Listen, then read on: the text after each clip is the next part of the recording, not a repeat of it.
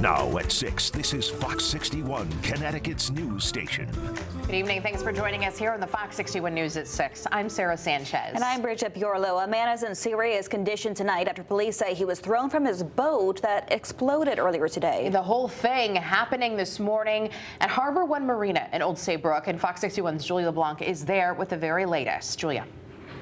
Officers with the Environmental Conservation Police tell us the man was fueling his boat right near that gas dock over there when suddenly there was an explosion that threw him into the water. At this point, police believe it could have been caused by some sort of mechanical issue with the boat. Police say the 38-foot cabin cruiser and the dock caught fire, all as the boat drifted away and eventually sunk and is now out of the water. At one point, the man was able to swim back to the dock where he was helped by a Good Samaritan. Police say he was conscious and alert on the way to the hospital, but had serious injuries. Nobody else was hurt, and despite pieces of the boat flying in the air, the nearby sea tow building wasn't damaged. Neighbors tell us they heard the whole thing and saw the aftermath. Big explosion, shook the house, shook everything. It was almost like an earthquake. And then you saw the smoke. Unbelievable. Like if you'd seen it, or if you'd heard it and seen it, you would have thought the whole end of the dock was gone. Now, officers say there was a fuel leak in the water, which was contained by sea tow and hazmat crews on site. Now, though police have a pretty good idea about how this all happened, the cause of the explosion is still under investigation.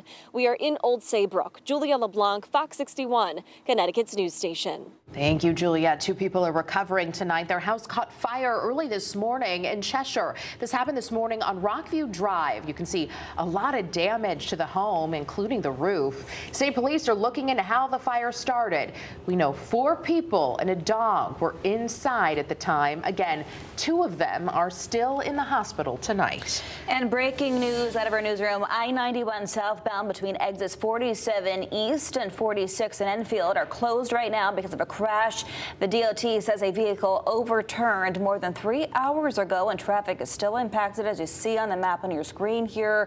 It's unclear if anyone was hurt, but we will stay on the story and keep you updated throughout our newscast tonight, and of course online, fox61.com. In other news, the woman charged in connection with the death of a Connecticut DOT worker entered a not guilty plea today. Police say Denise Lucibello was under the influence when she hit and killed Andrew DiDomenico in Wallingford back in June. At the time, he was working on the side of the Wharton Brook connector. Lucibello remains behind bars. Her next court appearance is scheduled for January. The chief medical examiner has named the person hit and killed in a crash in Lisbon this week. The pedestrian was 57-year-old Richard DuPont. Police say DuPont was walking near River Road when William Stonier crashed his truck, hitting him. Stonier is accused of driving drunk. He's facing several charges. Police are still asking anyone who witnessed the crash to come forward. Switching gears to some weather alerts. It may be fall, but if you're not ready to let go of summer like me, this weekend is for you. Yeah, exactly. Just wish, I don't know, maybe a pool was open. No, it's not going to be that hot. Chief Meteorologist Rachel Frank joining us now. It's almost summer-like, I guess we could say, Rachel. I mean, early next week, Monday and Tuesday, highs could be up around 80 degrees. So I would go in a pool, right? If the water was warm enough. Yes, this warming trend is going to be impressive. And although both mornings this weekend, Saturday and Sunday, will be chilly, the afternoons are going to be warm and warmer. We're talking about highs climbing up around 70 degrees tomorrow and even warmer than that for Sunday. Here's a look at the temperatures right now, mostly in the 60s, although upper 50s for Chester and for Torrington. We're looking at overnight lows that'll settle back into the 30s again as we head towards daybreak. There are no frost advisories in effect. However, I still think that temperatures will be dropping close enough to freezing that if you do have plants that you want to protect from frost damage, I would bring those inside tonight if they're potted, or cover them with a light blanket. Check out Wyndham, dropping close to freezing tonight. There's just no frost advisories because the National Weather Service is like, yeah, everything's dead at this point. But we know that some of you are still enjoying your plants. 40s for the Connecticut shoreline. Heading into the day tomorrow, maybe you're going apple picking. Maybe you're going to that elusive pool that nobody has open. Temperatures will start in the 30s. By lunchtime, we're near 60, and we'll see high temperatures in the upper 60s to low 70s. As I mentioned mentioned before, it's even warmer on Sunday. We'll take a look at that full forecast and when this ends coming up. Thank you, Rachel. 3 weeks after a deadly hit-and-run crash, police say they have found their suspect. Glory Sanchez is now facing charges. Luis Caceres was riding a bike near Cook Street on September 25th when he was hit by a car. Caceres died from his injuries a week later. Sanchez is now being held on a $150,000 bond.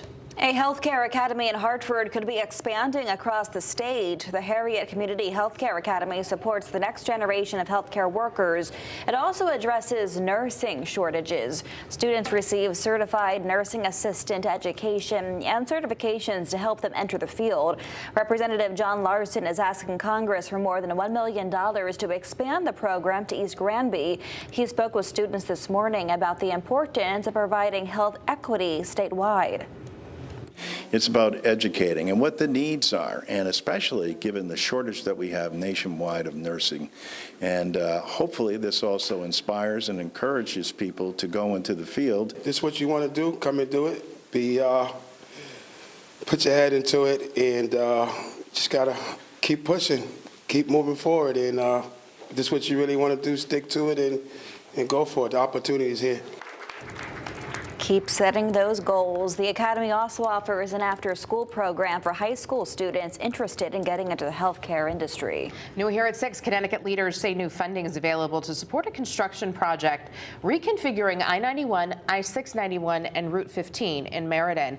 The state's getting a $125 million grant for phase 3 of the project.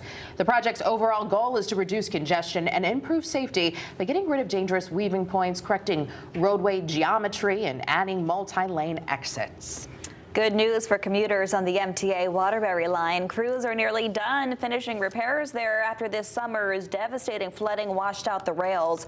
The MTA says service will resume October 28th. There were 2 stretches washed out in total, one in Beacon Falls, another in Seymour. Crews have been hard hit and hard at work since August 18th, using over 7,000 tons of material to get everything operational once again. Everything should be finished by the 28th. The Hartford Wolfpack is ready to take on another successful season. That's right. They're playing at home at the XL Center tonight, and Fox 61 Symphony Privet has a preview of what you can expect. We are helping you plan your weekend. The Hartford Wolfpack is back, and they are ready to show their opponents why they are as cold as ice. Now, this is also a big weekend. This marks the 50th year of hockey here in Connecticut. That is so awesome. So be sure to pack the house and swing these cool rally towels above your head just like a helicopter as you cheer on the team. Now, the XL Center is still offering $2 beers and $2 hot dogs, as well as family-friendly ticket deals. Now, as for the games, this Wolfpack weekend, it is the club's first 3-3 set as they gear up for a pair of heated rivalries on the ice. We caught up with the team's new head coach. Here's what he had to say about this season. I always feel like you coach for the end of the year and when it matters the most. And if you're only worried about the result of the game, then you're not worried about your process and your standard. And that's how, if we evaluate ourselves on that, this will kind of take care of itself. So that's the message. The Wolfpack go up against the Springfield Thunderbirds for the first of 10 installments of the I-91 rivalry. Tomorrow night at 6, the Battle of Connecticut gets underway as the Pack takes on the Bridgeport Islanders. Part 2 of that battle picks up at 3 o'clock Sunday. And again, all games happening right here at the XL Center. Good luck, team. You got this. Symphony Privet, Fox 61, Connecticut's news station.